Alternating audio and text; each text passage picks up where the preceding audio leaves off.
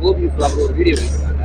அதுக்கு கண்டனங்கள் எடுத்துட்டு இருக்காங்க. அதே அமைப்பை ஜாதி அமைப்பை சேர்ந்தவர் வந்து அவரும் வீடியோ எடுத்து அவங்களுக்கு எச்சரிக்கை விட்டுருக்காங்க. திருநெல்வேலியில புகார் பண்ணிட்டாரு.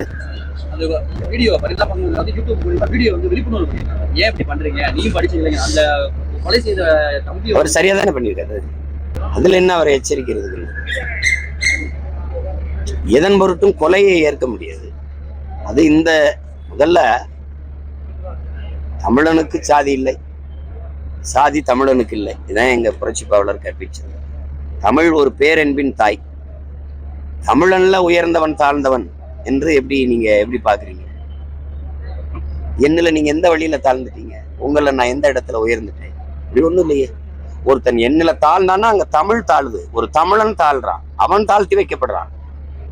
நீ யாரும் தாழ்ந்தவன் இல்லையே, தாழ்த்தி வைக்கப்பட்டவன் தானே, தாழ்த்தப்பட்டவன் தானே. அப்ப யாரு தாழ்த்தியவன் ஒரு கேள்வி ஏன் இத்தனை 100 ஆண்டுகள் அவங்களுக்கு எழல?